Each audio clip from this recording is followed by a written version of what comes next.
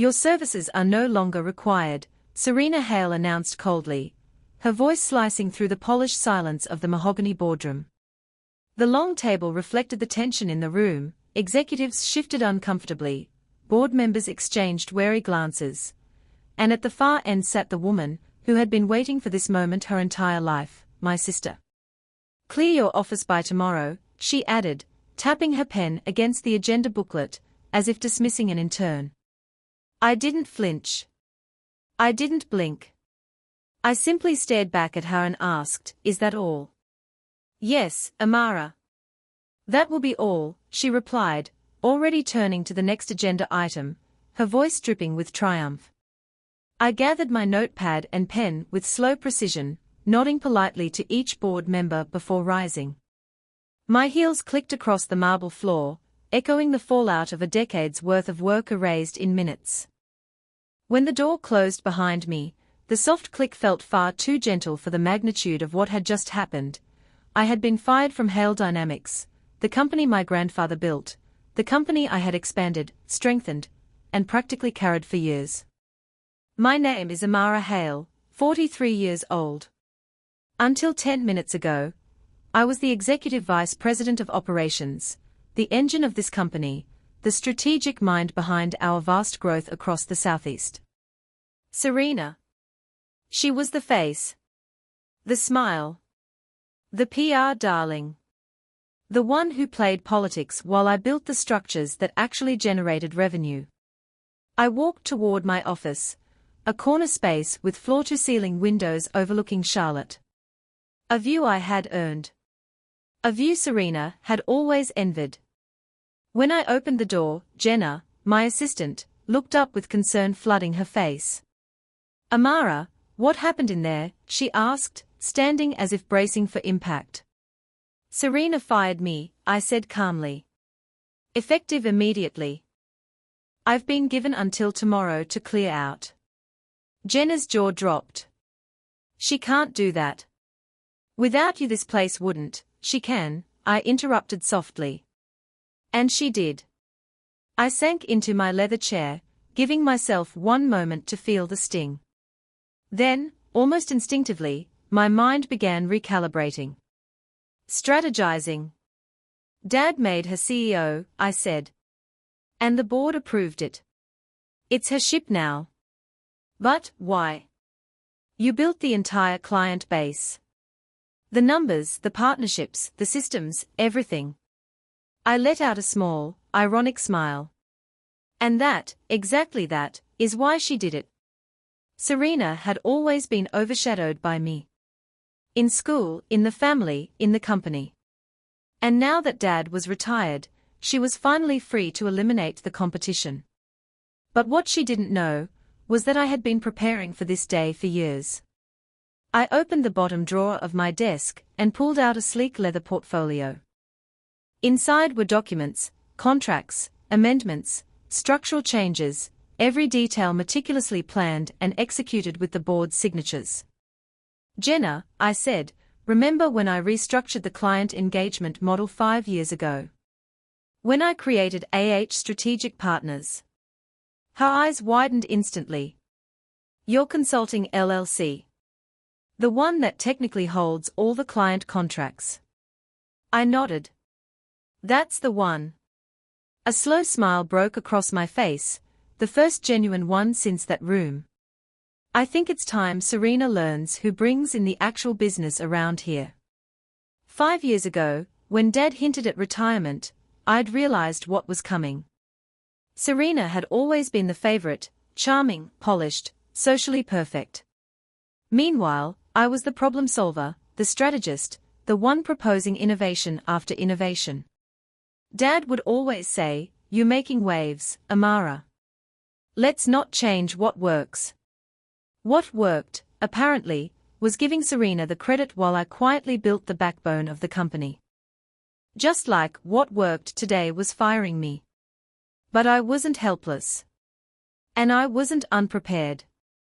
With the help of my attorney, I created Strategic Partners LLC, a consulting company that served one client, Hale Dynamics. On paper, It was a tax optimization and relationship streamlining strategy. In reality, it was my escape hatch. Through gradual restructuring, every major client contract had been migrated under Strategic Partners, with Hale Dynamics as the fulfillment partner. The paperwork was all approved. Transparent. Signed. Legal. But unnoticed, because Serena never bothered reading anything that wasn't about her. Dad had signed off easily. Why question something that boosted profits? As I flipped through the portfolio, reviewing the documents that protected years of my work, Jenna whispered, "So, what happens now?" I closed the folder with a soft thud. "Now," I said, standing, "we remind them that the clients didn't choose Hale Dynamics." I held up the portfolio. They chose me. Dania's house was glowing with wedding preparations. Every corner sparkled with fairy lights, fresh flowers, and the constant movement of people carrying trays, decorations, or rushing to finish last-minute errands. The air buzzed with celebration, but inside me, something felt heavy, like a knot tightening with every passing minute. I stepped aside, trying to inhale deeply and calm myself, when I noticed Ryan watching me from across the hall. His eyes narrowed slightly with concern before he started walking toward me. "Ayla, are you okay?" he asked, his voice soft, steady. I forced a small smile. "Yeah, just a bit tired." He didn't look convinced. "You're not hiding exhaustion, you're hiding something else." His words made my heart skip. For a second, I wondered how easily he could read me. Maybe he sensed what I was trying so hard to bury. Maybe he had seen the look on my face earlier, when I had accidentally bumped into Zayan in the hallway, the same Zayan who once held my future in his hands only to crush it without hesitation. But how could I explain any of that? How could I tell someone who had no part in my past that one unexpected encounter had reopened scars I had spent years stitching shut? "I'm fine, really," I repeated, looking away. Ryan crossed his arms lightly. "Ayla, you don't owe me details, but you don't have to pretend either. This is Dania's wedding, not a battlefield." He always knew how to make serious things sound lighter. I breathed out slowly. "You know how weddings bring memories?" I said cautiously. He nodded. "Good ones, bad ones. Sometimes both at once." Before I could reply, Dania's mother called my name loudly from across the hall. "Ayla. Beta, can you come help with the gift baskets?" I nodded quickly and stepped away, relieved the conversation had been interrupted. But Ryan's eyes followed me, filled with the same question he hadn't voiced yet. Room after room, the house buzzed with noise, women laughing, kids running, the smell of mendi and roses mixing in the air. I helped Dania's mother arrange the gift baskets, but my mind kept drifting back to Zayan's face. The shock in his eyes. The way he had said my name like a forgotten memory suddenly returning. "Ayla." Every time it echoed in my ears, my stomach twisted. "Are you sure you're okay?" Dania's mother asked suddenly. I straightened.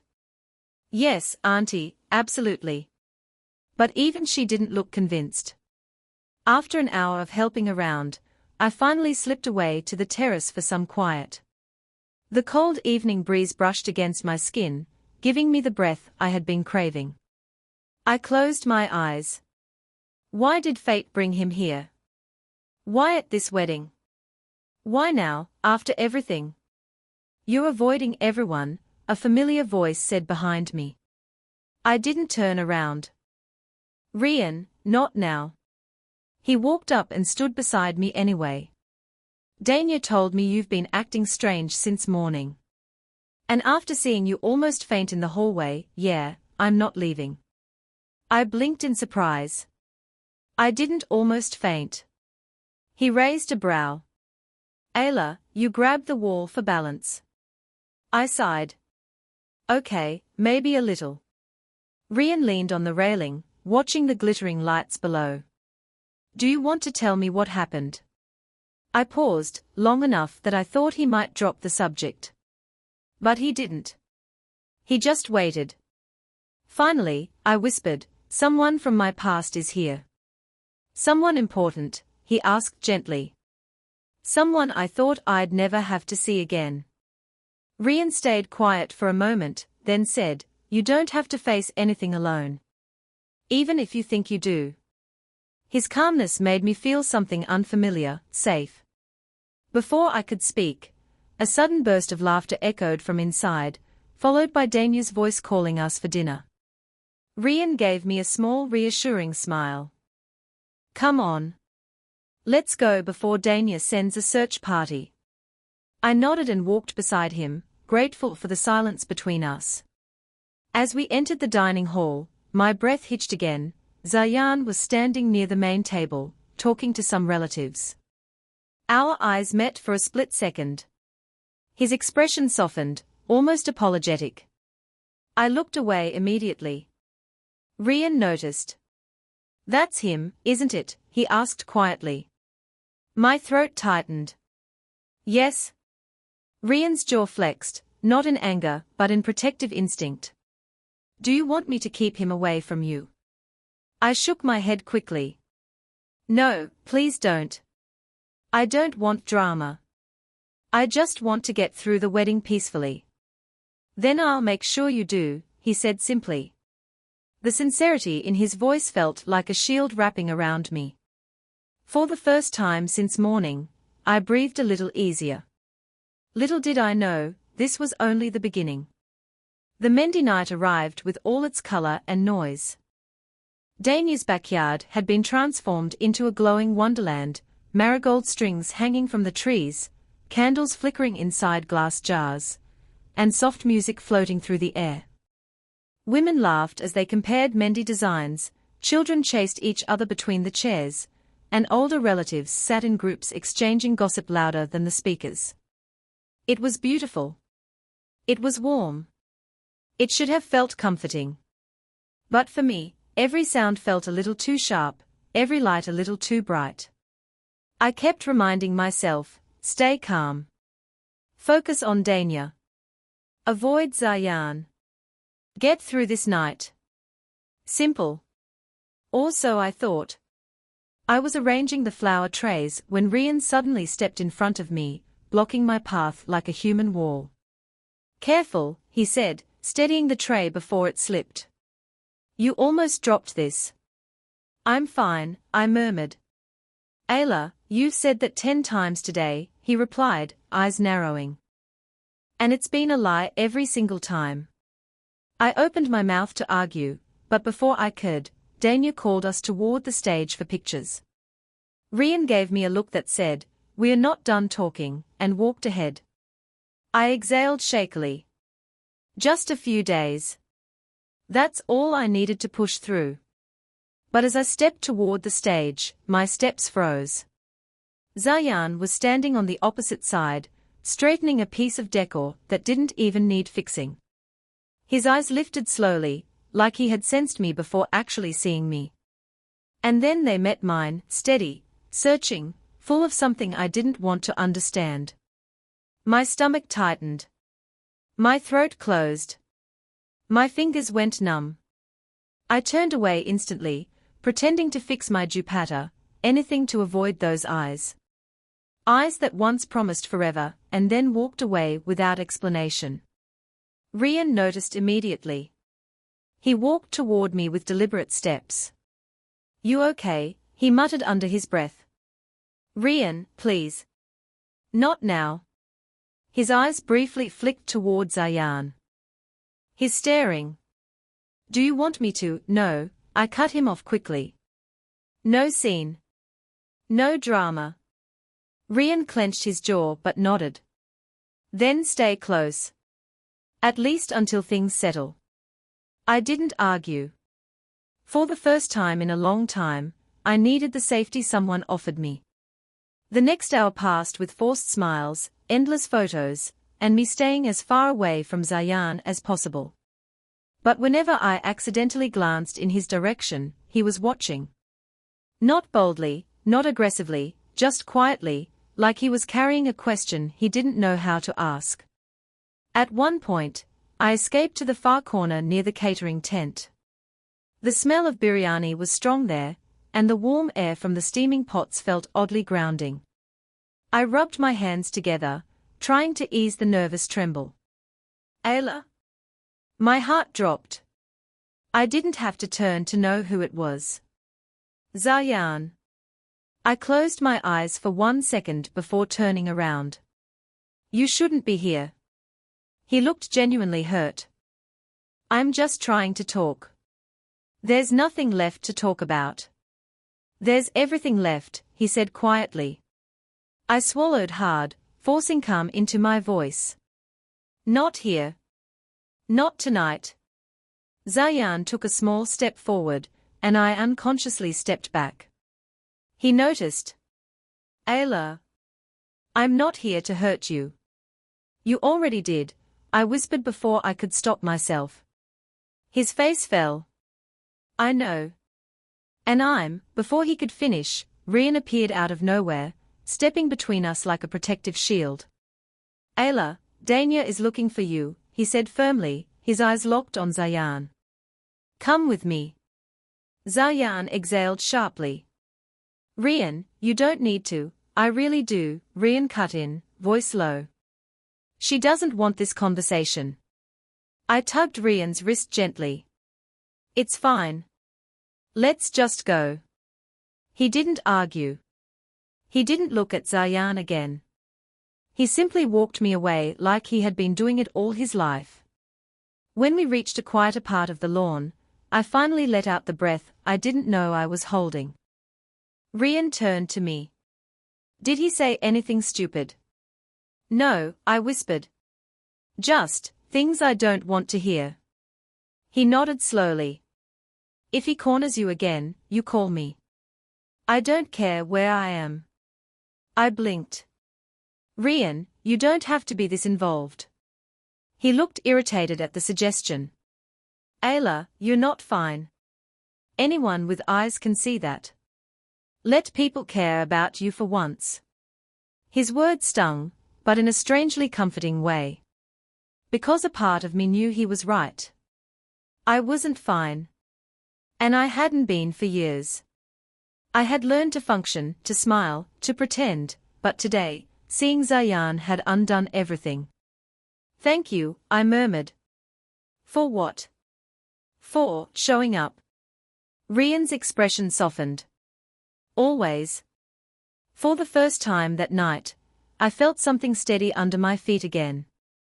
A small anchor in the chaos. But just when I thought the worst was over, the host announced, everyone gather. The bride and groom want all close friends and family for the group dance. And my blood ran cold. Because Zayan was part of that close family. And so was I. And now, there was no escaping him, not the dance, not the questions, not the past. The real storm was about to begin. The music grew louder, and people gathered around the dance floor, excitement buzzing through the air like electricity. Dania stood in the center, her hands raised dramatically as she announced, everyone close to me is dancing. No excuses. Everyone cheered. I forced a smile, but inside, my heart sank. Close family. Close friends. That meant me. That also meant Zayan. I knew Dania would never let me escape the dance. She had made it clear a dozen times that she wanted me right beside her for every event. And normally, I would have loved that. But tonight, the only thing I wanted was distance. Physical, emotional, mental, any kind of distance that kept me from colliding with the person I had spent years trying to forget. Rian noticed my face and leaned closer. Tell Dania you don't feel well. She'll understand. I shook my head immediately. No. It's her wedding. I won't ruin anything for her. Rian sighed, clearly frustrated. You don't have to set yourself on fire to keep everyone else warm, Ayla. Before I could reply, Dania grabbed my wrist with a bright smile. Ayla. You're with me in the front row. Front row. Meaning visible. Meaning unavoidable.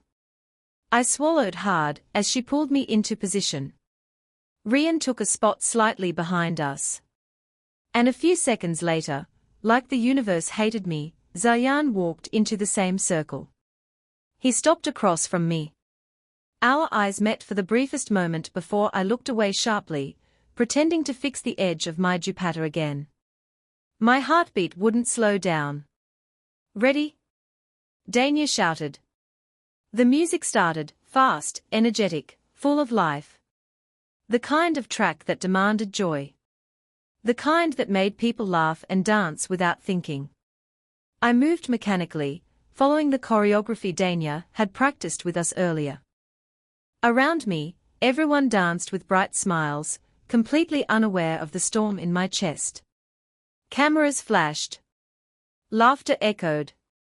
Dania twirled happily in the middle. But every time I spun or turned, my eyes accidentally brushed past Zayan. He wasn't dancing fully, not like he used to. Instead, his movements were reserved, as if his mind was somewhere else, somewhere close to me.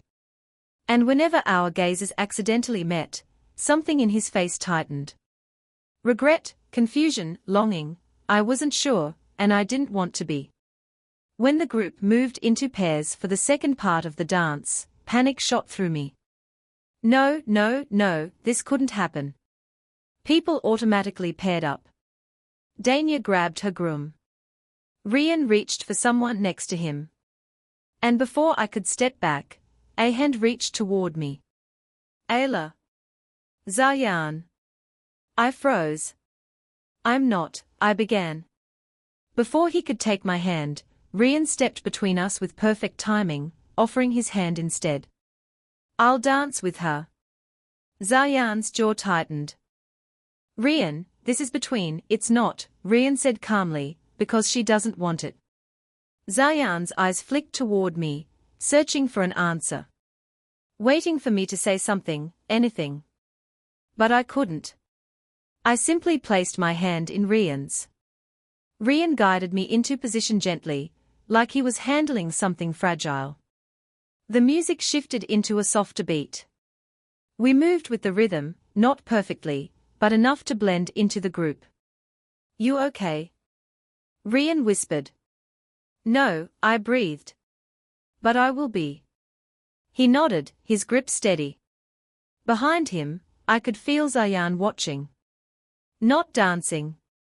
Just standing there, his emotions written clearly across his face even from a distance. When the dance finally ended, applause broke out around us. Dania hugged everyone excitedly. People cheered, whistled, and clapped. I clapped too, because pretending was easier than breaking. But the moment the music faded, I slipped away toward the side of the garden. The lights felt too bright again, and the noise too loud. I just needed one moment of quiet before I shattered. I didn't realize anyone followed me until a voice spoke softly behind me. Ayla. Zayan. Of course it was him. I didn't turn around. Please, just go. No, he said quietly. Not this time. His tone stopped me, not forceful, not demanding. Just, broken. Ayla, you ran away yesterday. And again today. I need you to let me speak. I closed my eyes. Why now, Zayan? After all these years? Because I didn't know I'd see you here. His voice cracked slightly. But now that I have, I can't pretend you don't exist. This isn't your place to fix, I whispered. You lost that right. I know, he said immediately. And I'm not asking for forgiveness. I just want you to hear me. I turned slowly, just enough to see his expression. He looked nothing like the man who walked away from me years ago. He looked older, tired, and painfully sincere. Ayla. I made a mistake, he said. A mistake I've regretted every day since. My throat tightened. A mistake. You broke me, Zayan. You disappeared. No explanation. No closure. Just silence. He swallowed hard. I know. And I'm ready to tell you why. Everything. But please, don't walk away again. Before I could answer, a voice shouted from a distance, Ayla. Rian is looking for you. I stepped back instinctively. Zayan noticed, and his face shattered a little. But I said nothing. Not yes. Not no. Because I wasn't ready. Not for truths. Not for apologies. Not for reopening wounds that were barely holding together. As I walked away, I heard him exhale shakily behind me, like he had just lost something he was desperate to keep. And deep down, I knew this wasn't over. Not even close. The next morning arrived far too quickly. Sunlight filtered through the guest room curtains, but instead of warmth, it brought a dull ache behind my eyes, the kind that comes from sleep that was broken 100 times by memories you don't want to relive. I sat up slowly, rubbing my temples. Zayan's words from last night replayed like a broken record. I made a mistake. I'm ready to tell you everything. A part of me wanted answers. A part of me wanted to scream at him. And a part of me, one I absolutely hated, still felt the sting of the boy who once held my entire heart. A knock came at the door. Ayla? Danya's voice. I forced myself to sound normal. Come in. She burst through the door, glowing in a pale peach robe, her hair tied back, excitement spilling out of her from every angle. It's my Mayan day. You better not hide or disappear today. She pointed a playful finger at me. You're sticking to me like glue. I laughed lightly, trying to disguise my nerves. Okay. I'm not going anywhere. She flopped onto the bed dramatically. Good, because everyone else is busy and I need emotional support. If only she knew how emotionally depleted I already was. We talked for a while about her outfit, the ceremony schedule, and family members who were already arguing over seating arrangements. I nodded and responded at the right places, but my mind kept drifting back to last night. After Dania left to get ready, I stepped into the hallway, and nearly bumped straight into Rian. Ayla, he said, immediately studying my face. Rough night. I blinked. Is it that obvious? He nodded. You look like someone who spent 12 hours fighting her own thoughts. I let out a humorless smile. Pretty accurate. Did he talk to you again after I left? No, I said quietly. But he tried. Rian's jaw tightened. Ayla, if you don't want him anywhere near you, I'll make sure. No, I said quickly. Please don't interfere. Not yet. Not until I figure out what I want to do. Rian sighed, that familiar mix of frustration and concern clouding his features. Fine. But stay where I can see you today. I'm not letting you deal with this alone. The way he said it, calm, steady, certain, felt like someone placing a protective hand over a wound. The Mayan ceremony began in the afternoon. Bright cushions were set out on the floor, dolka rhythms filled the house, and women danced in circles while kids clapped off-beat. Laughter echoed everywhere, rising and falling like waves. Everyone was glowing with joy. Except me, whose focus kept sliding toward the entrance. Zayan hadn't shown up yet. I didn't know whether I was relieved or anxious. I sat beside Dania while Auntie smeared haldi on her cheeks, her arms, her feet. She giggled and squealed dramatically, and I held her dupatta so it didn't slip. Ayla, she whispered while one auntie dabbed more haldi. Why do you look like you're being tortured by ghosts? I'm fine. I insisted. That's what people say when they are absolutely not fine. Before I could reply, someone's voice carried over the cheerful noise. He's here. My heart dropped instantly. I didn't have to look. I knew. Zayan. I kept my eyes fixed on Danya's dupatta.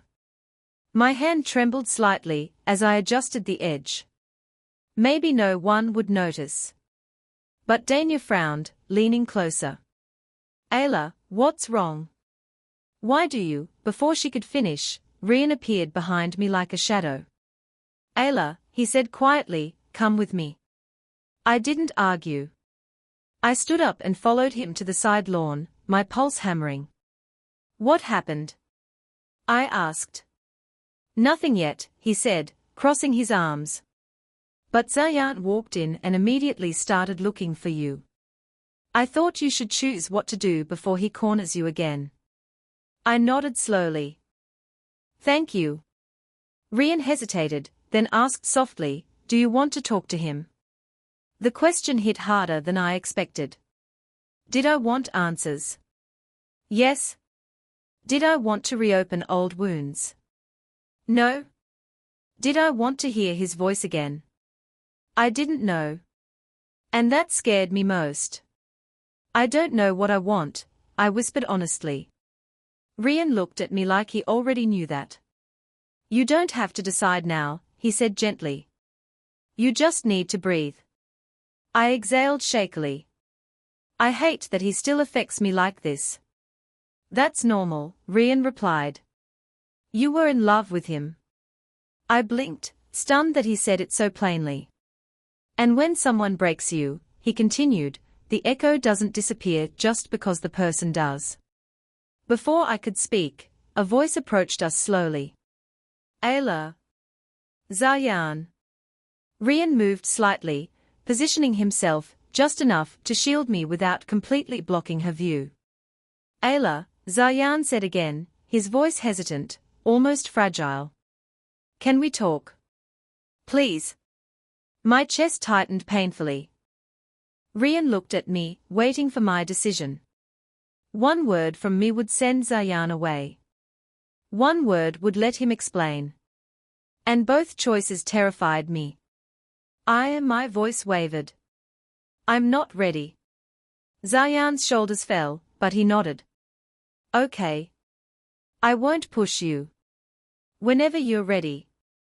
I'll be waiting. He stepped back slowly, giving me one last look, one filled with regret so raw it almost hurt to see, and walked away. Zayan let out a breath. You did the right thing. But as I watched Zayan leave, I wasn't sure if he was right. Because doing the right thing still hurt just as much as before. And deep inside, a painful truth settled in my chest. I wasn't running from Zayan. I was running from the part of myself that still cared. The Mayan ceremony carried on through the afternoon, filled with singing, clapping, and endless teasing from relatives. I kept myself busy, passing trays, helping kids with snacks, fixing decorations, but no matter what I did, my mind circled one thought: he's waiting for me to be ready. But what if I never am? Every time I scanned the room, my eyes inevitably paused on him. Zayan wasn't pushing anymore. He wasn't approaching me. He simply stayed on the opposite side of the courtyard, quietly helping with the arrangements, greeting relatives, and occasionally looking in my direction with an expression that made my chest twist in confusing ways. It wasn't anger or confidence or pride. It was remorse. Plain, unfiltered remorse. And that somehow made everything worse. As the sun began to set, Danya's mother asked me to help set up candles along the garden's pathway. I welcomed the task. It got me away from the loudness and allowed me to breathe again. I kneeled near the small stone wall, placing one candle after another, striking a match to light them. The soft glow calmed me a little. I didn't notice footsteps approaching until someone spoke behind me. Need help? I turned, and my stomach clenched. Zayan. I let out a quiet sigh of relief. You scared me. I thought that it was him. Zayan finished gently. I didn't answer. He crouched beside me, picking up a lighter to help with the candles. Dania was looking for you earlier, but I told her you were taking a break. Thanks, I murmured. We worked in silence for a few minutes. The air was cooler now, carrying the faint scent of jasmine. Guests were still inside, laughing loudly, preparing for the singing later. Finally, Rian broke the silence. Ayla, avoiding him won't make anything easier. I stiffened. I'm not avoiding him. Rian raised one eyebrow. You've been running in zigzags whenever he enters a room. I closed my eyes in frustration. What do you want me to do, Rian? Act like nothing happened. Pretend he didn't break me. No, he said calmly. But you don't have to break all over again either. His voice was soft, steady, exactly what I needed and didn't want to need. I sighed. I'm tired, Rian. I know. Everything feels heavy. I know. I looked up at him, something trembling inside me. And I hate that seeing him makes me feel like the old Ayla again. The weak one. Rian paused, then shook his head firmly. You're not weak. You're human. A lump formed in my throat. Before I could respond, someone called from behind us. Ayla? I froze. I didn't turn around this time. I didn't have to. I could feel the familiarity in that voice, soft, careful, almost hesitant. Zayan. Rian straightened beside me. He didn't step away, but he didn't step forward either. He stayed right where he was, an anchor. Zayan took a slow breath. I'm sorry. I know you don't want to talk yet. And I'm not here to force anything. I stared straight ahead at the candle flames, my heart pounding. I only came to ask if you're okay, he continued quietly. You looked upset earlier. Rian's jaw tightened. She's fine. Zayan nodded once, acknowledging his presence but keeping his focus on me. Ayla, if you need space, I'll give you space. But if you want answers, he paused. I'll be here. Whenever you ask. My throat tightened painfully. I didn't trust my voice, so I stayed silent. Zayan stepped back slowly. I won't disturb you again today. He turned and walked away, the sound of his footsteps fading until the garden was quiet again. Rian exhaled sharply. Are you okay? I nodded weakly. But the truth was obvious, I wasn't. Night fell completely, and the singing ceremony began inside. People clapped, danced, and took turns performing funny little songs for Dania and her groom. The house was alive with celebration. But all I felt was the echo of Zayan's voice lingering in my mind. Whenever you ask. Whenever you're ready. Whenever. I sank into a corner seat near the back, hoping the noise would drown out my thoughts. But a few minutes later, someone slid quietly into the seat beside me. Rian. You lasted exactly 12 minutes before running away, he whispered. I let out a tiny laugh. That long? He smiled gently. You don't have to pretend with me. For a moment, I let myself relax. His presence had become a strange source of comfort. A shield. Something I didn't expect but needed desperately. You know, he said thoughtfully, you don't have to decide everything today. I know. And you don't have to punish yourself for being hurt. I know. He leaned back, glancing at me. And you definitely don't have to handle Zayan alone. I didn't respond. Because somewhere deep inside, a truth was forming, one I wasn't ready to face. Part of me wanted answers from Zayan. Part of me wanted to run forever.